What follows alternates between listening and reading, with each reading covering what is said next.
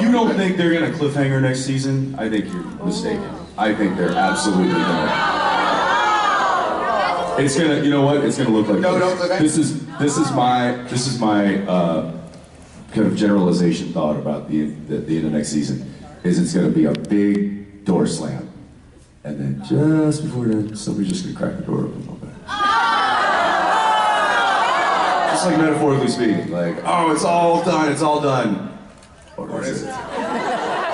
So my imaginary ending for the series is Sam and Dean are just like, all hope is lost. That's it. Everybody they know and love is dead. All shit's going down, and then all of a sudden somebody starts screaming, Sam, Dean, and then the voice coalesces into Mary.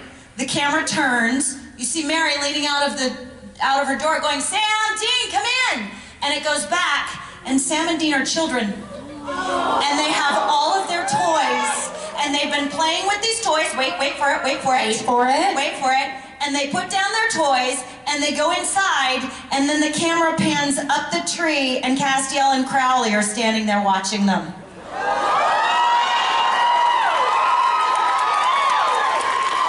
Kim, why don't you write a spec script? They must be really lost on how they want to end it. Yeah, I'm sure they have no clues. No, but that's my like, how do you do it in a loving but yet authentic way? Yeah, that's incredible. And not like and then it was all a dream. Fuck you. That's what I was gonna say. It was real. I'm kidding. It just hasn't happened yet. Yeah, I don't have a smart answer like that. Let's see how Game of Thrones ends, and then I'll say it like that. You know, I'm actually strangely attached to this idea that Jensen had. He had a dream about how the show ends. And this is the last scene of the show. And it's Dean driving up to a crossroads in the Impala and handing the keys of the Impala off to someone who is trading him a motorcycle for the Impala. Somebody presumably that he met on Craigslist. And he gets on the motorcycle and drives away alone because he no longer needs a second seat because Sam is gone. And it's a heartbreaking end to the show. But in a way, I think that there's almost like a more poignant, I feel like the show needs to end tragically somehow, and have a finality to the ending. But I think that there's something more heartbreaking about one of the brothers surviving than having them both die in a Thelma and Louise send-off. A couple seasons ago, Cass died, and I was like, oh no, it's all over. Cass is completely dead. And wasn't that great? And he's gone to the empty. It was not great. It was horrible. But then for who? The point is, if you guys you can come back from hell. You can come back from all kinds of being dead. You can now apparently come back from the empty. It looks like now 2 different ways of coming back from the empty. How can you think of a tragic ending that we would believe?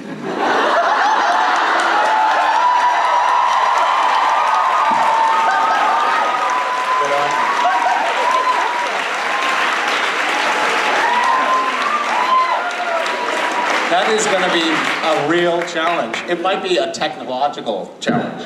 Like, I couldn't even say the word just now. Never say the word. I think it would have to be like everybody dies, and then somehow we also make everyone's televisions explode. That's like that finality. Wouldn't that be fucking cool? You know what? We need to start right now trying to break the internet. Like this, not a joke. Series finale of Supernatural. We need to get so many. Sorry. I feel like that's We're just the best way to brainstorming end here. the Hold show. on. Yeah. We need to break the internet. I think the only way we would do something that the audience wouldn't believe is if everybody lives.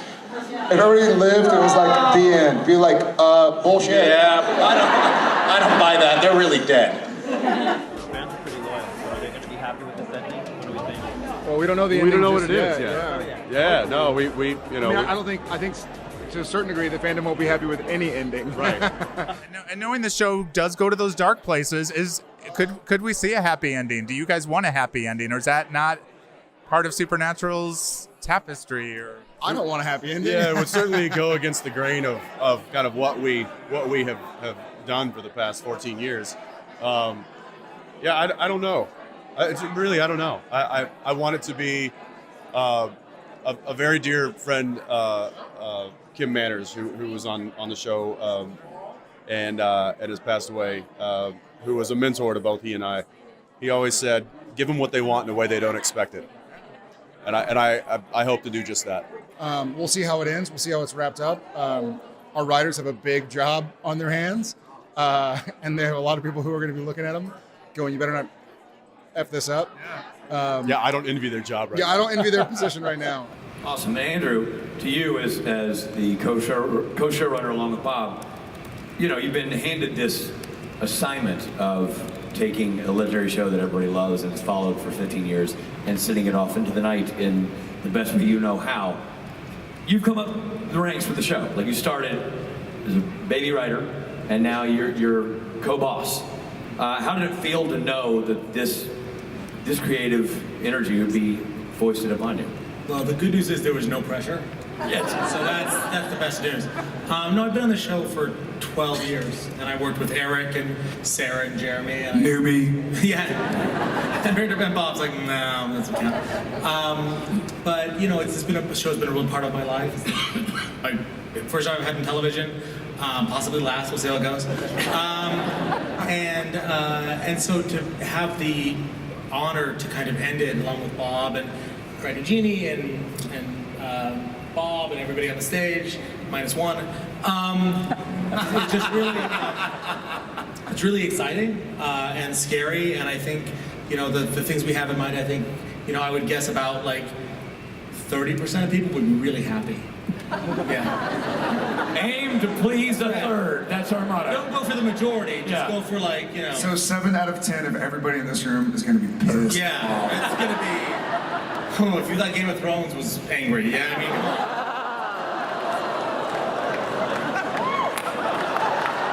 Jason and I finished season 14 on March 26th in Vancouver. We had a couple weeks with our wives and kids and family and friends, and then went back to Los Angeles and had a several-hour meeting with our producers and writers and sometimes directors. And so Jensen and I know how the show is going to end.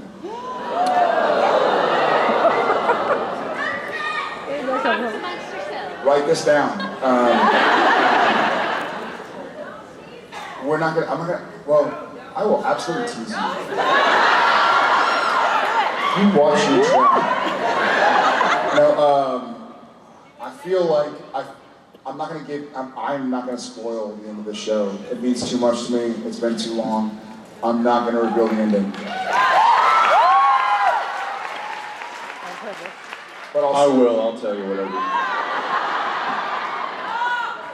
Just write it down. But I'll say. Problem is, I already forgot, so. We know how the show ends. Or do you know? I'm about to find out. Yeah. We know how the show ends. We know what the final scene that we're going to shoot is. And I don't think there's going to be a dry eye in the audience. I'm just going to tell you this. When I got pitched the ending, it took me about 2 weeks to come to terms with it. But I guess that would have been true of any That ending. doesn't like in a. I don't know. You can't just leave us on this. You gotta give us more. You say plead the fifth. He's Yeah. pleading the fifth. Are you pleased with the way it's going to end? Oh, you had to throw that one down, didn't you? I've talked about this a little bit before. Some of you may have heard this, but we went and sat down in the writers' room over the summer, and that's the first time we've done that ever in 15 years or 14 years, I guess. And they gave us the pitch on what they had thought or what they were planning to do for the end of the show. And I heard the pitch and I was like, okay. And at first I was kind of it didn't sit well with me. And I went home, I slept on it, thought about it for a few days, and I was like, I don't know. I wasn't digging it.